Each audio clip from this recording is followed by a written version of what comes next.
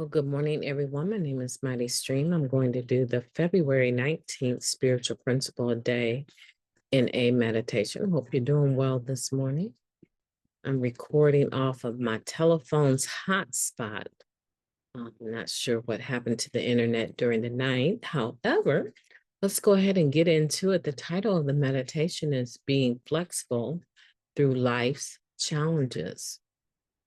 Just when we think we know all that recovery has to offer, more is revealed if we are willing to accept the gift. That's from the Living Clean Book, Chapter 7, Awakenings. Recovery allows us to take life by the reins. With a clear head and a clean conscience, we're able to deal with situations that would have mystified us in our previous lives. With time and effort spent on our recovery, we find the balance, often repeatedly, between confidence and humility, patience and action, faith and persistence. Flexibility sits at the intersection of all these principles, allowing us to adapt and be resilient as recovery reveals its gifts. When life takes an unexpected turn, sometimes there's magic in what we discover, other times disappointment. In either case, practicing flexibility helps us to go with the flow. We keep breathing regardless of the circumstances. A difficult living situation, an unhappy marriage, or a dead-end job may call on us to make decisions and take action. Our problems don't solve themselves just because we're clean. The work we put into our recovery helps us to understand our part in every situation. With that, we figure out what we can accept, what we should change, and when it's time to walk away. We take the reins of our lives, but we leave enough slack for the right pace and direction to reveal itself. With faith and flexibility as our guidepost, new challenges seem more like serendipity and less like a curse. I grew up hearing, "We plan, God laughs," one member shared. When something gets in the way of my plans, I take it as divine intervention prompting me to explore other options. We often emerge from our most painful times with gifts we could not have imagined. Recovery helps us let go of some of our fixed ideals and look for the horse when all we see is manure. I can learn new things and discover unique gifts at any phase of life in recovery. I will loosen the reins today and be flexible enough to accept the grace that comes my way. Let's take a moment of silence followed by the we version of Serenity Prayer. Moment of silence now, please.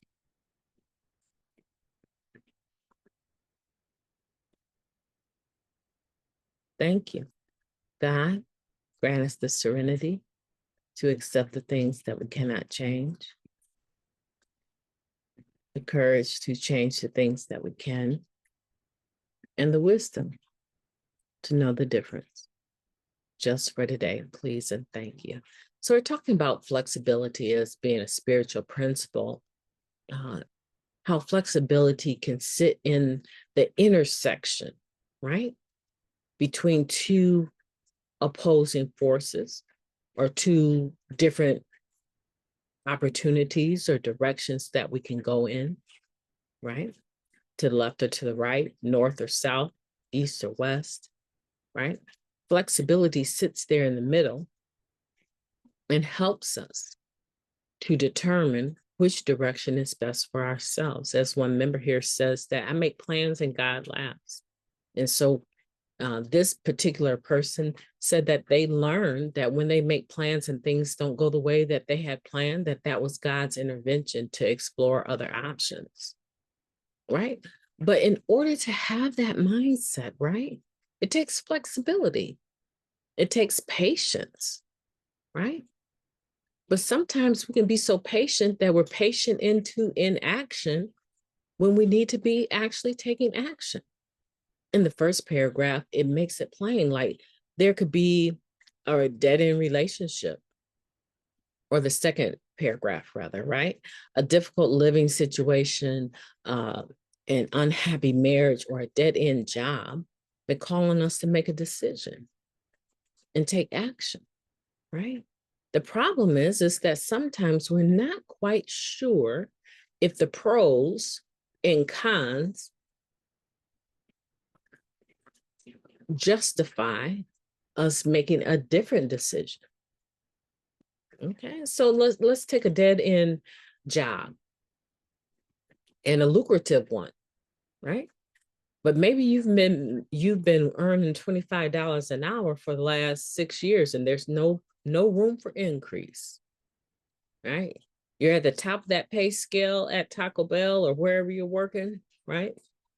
There's no more room for you to increase yourself there.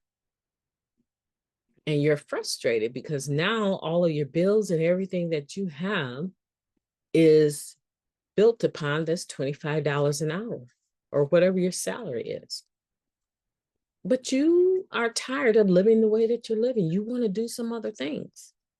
And some of those other things are going to take some more money. But at this particular position at $25 an hour, you get to write the schedule for everyone, including yourself. You have comp hours, right? And so during the week, if you need to go to a doctor's appointment, you can go to a doctor's appointment. You can do anything that you need to do because basically you're in charge there. But you're tired of that 2-bedroom apartment and you want a house. You want to own something. You want to have a mortgage payment. You want to own a home. But because you built your whole life into this $25 an hour over the last 5-6 years, there's no room to pay more than what you're paying. And maybe what you're paying is a pretty good piece of change, right? Maybe you're paying $1,300, $1,400 for that 2-bedroom. It's in a nice place and it's beautiful, but you want a home. At this fork in the road, there sits flexibility. Pros and cons of keeping the job that you have and all of the things that you pertain, right? To be able to analyze those and make a decision about whether or not you're going to put out your resume for something else that's more lucrative. You're in a position today with a clean mind and conscience to be able to take the time to analyze that. What's the rush? You have flexibility on your side. You have spiritual principles on your side. You can actually take the time to think it out, weigh it out, and determine what is best for you. When life's challenges come up, I guarantee you, this is the time where our program shows up like a knight in shining armor. Our program shows up for us and affords us an opportunity to weigh things out and decide what we need to act upon and what we need patience on. And I'm hoping that you'll begin to discover the benefits of the program in every area of your life, like the 12th step says, right?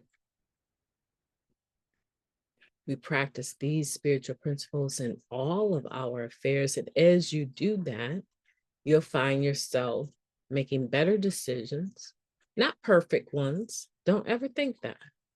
Because you could make the most perfect decision for your circumstance with the information you have using spiritual principles, and it can still go haywire. Why? One, One reason would be you're interacting with other people that have the ability to decide how they're going to respond to what you do. You can't control that. You can never control how other people respond. Even when you have little kiddos that you're raising, you can force them to respond the way you want them to, but you can't control their innate response, right? And so you have to always make room for the fact that you're dealing with other people in society. Even with your best decision, you should always be ready to pivot and make a different decision if need be. But in order to do it, you're going to need this spiritual principle of flexibility. Well, I'm going to let you go now. I hope that you will have a beautiful day on purpose. You deserve it. And if you don't make sure that you do, nobody else is going to. This is your recovery, and we're responsible for our recovery. And I intend to have a beautiful day on purpose. It's going to be a very long 12-hour day for me, but it's going to be a beautiful one. Talk to you tomorrow.